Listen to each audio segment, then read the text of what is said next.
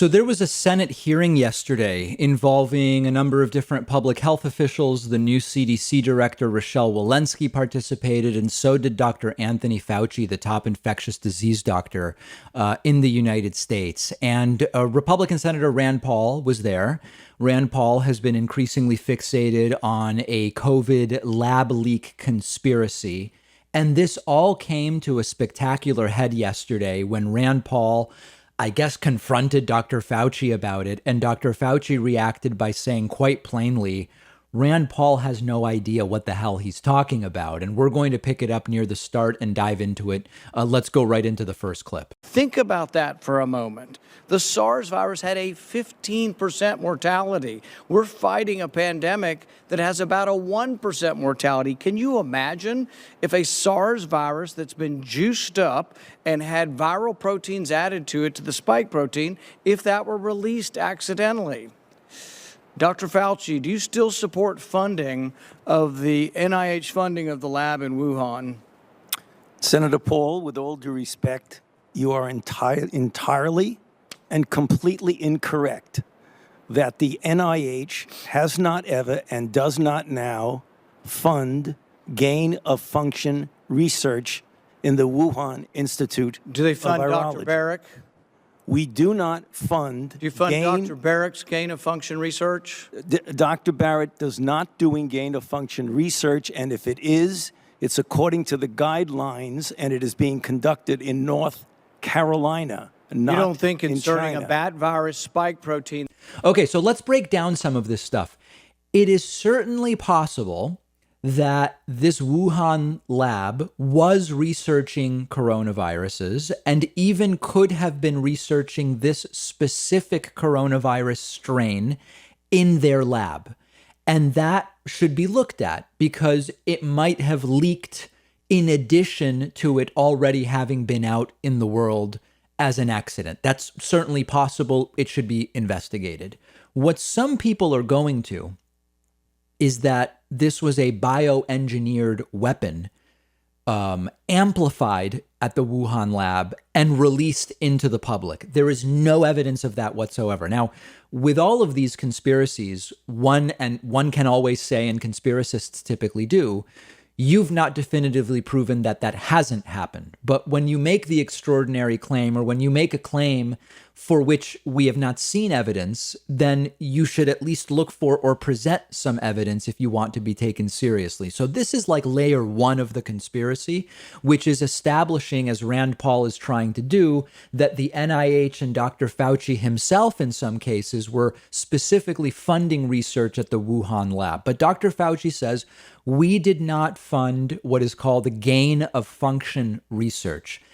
If you don't know what that term means, it's going to be hard to follow the rest of this conversation.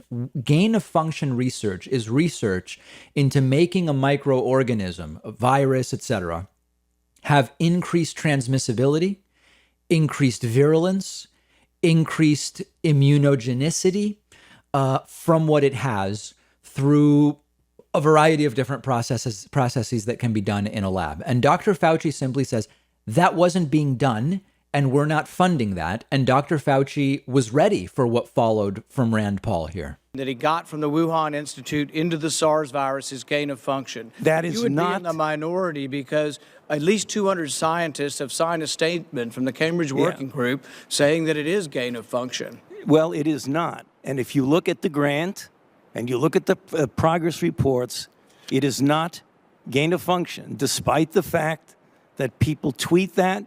So do you still support sending money to the Wuhan Virology Institute? We do not send money now to the Wuhan Virology Do you support Institute. sending money? We did under your tutelage. We were sending it through EcoHealth. It was a sub-agency and a sub-grant. Do you support that the money from NIH that was going to the Wuhan Institute? Let me explain to you why that was done. The SARS-CoV-1 originated in bats in China. It would have been irresponsible of us if we did not investigate the bat viruses and the serology to see who might have been Or infected. perhaps it would be in China. irresponsible to send it to the China. So Dr. Fauci was totally ready for that. And Rand Paul had to then scale back the question, you might have noticed. Okay. It wasn't that type of research, but in this particular case, but do you support sending any money to the Wuhan Institute of Virology? And Fauci says, we do not. And Rand Paul says, well, okay, yeah, but we did. And maybe, well, the situation was related to SARS-CoV-1. And of course, we would fund research where it originated. That's an important thing to understand.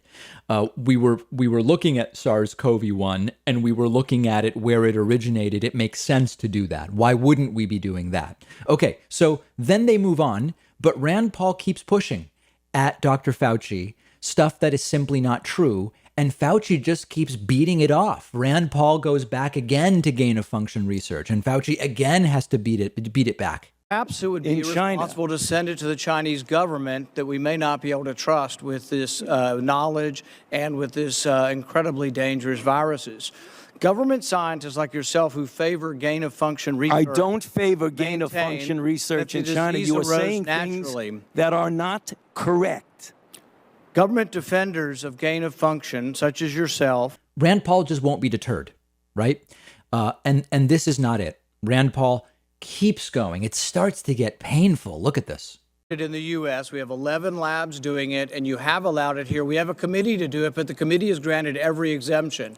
You're fooling with Mother Nature here. You're allowing super viruses to be created with a 15% mortality. It's very dangerous. I think it was a huge mistake to share this with China, and it's a huge mistake to allow this to continue in the United States.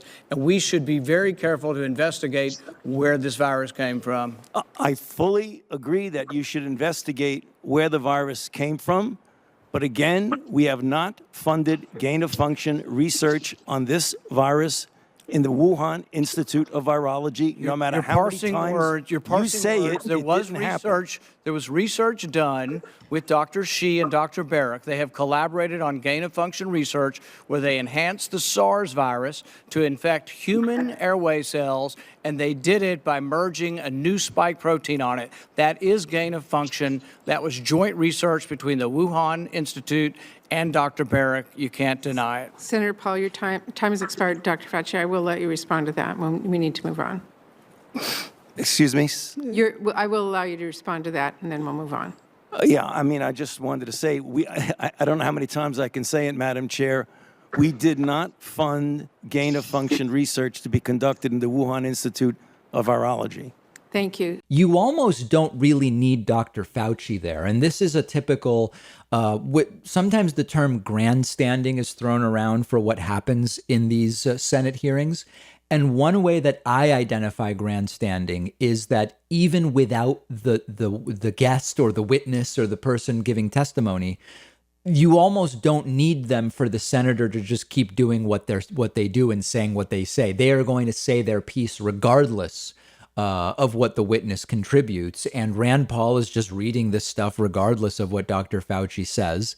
And then lastly, and this is really important because of what it points to, Senator Tina Smith, who's a Democrat from Minnesota, points out that line of questioning from Rand Paul. When Rand Paul does that, it increases vaccine hesitancy. Take a listen to this. Thank you, Chair Murray, and thank you so much to our panelists for being here today. I want to just, following up on that exchange, just ask Dr. Fauci a question. Dr. Fauci, what is the impact of conspiracy theories peddled by Senator Rand Paul and others on Americans' willingness to take this vaccine?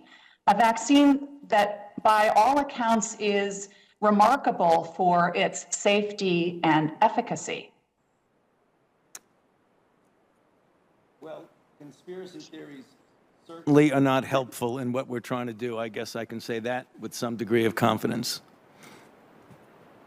Well, I would agree, and I think... And that's exactly right. Dr. Fauci's being extremely careful and reserved in his language. I get that.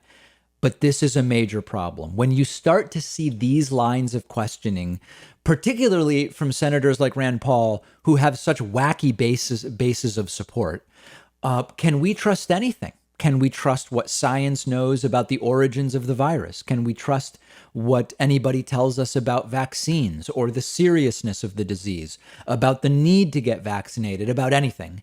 And Dr. Fauci just doing everything he can to try to resist these continued propaganda efforts from people like Rand Paul. And it is not merely an annoyance, because you and I know that if he were not dealing with this, and if he had not been dealing with this stuff for the last year plus, Dr. Fauci could have done so much more by focusing his energy elsewhere. But you have to fight this stuff off. It's also that it gets these narratives into people's minds, and then they don't get vaccinated or they don't wear masks where they should, or whatever the case may be. So there's a real world impact here. For Rand Paul, maybe it is performative theater. I don't know. I don't really know what's in Rand Paul's head. But it has a destructive real world impact. One of our sponsors is privacy.com. They're giving you $5 when you sign up for their completely free service at privacy.com/Pakman. I've been using Privacy for a little over a year now. You've heard me talk about it before.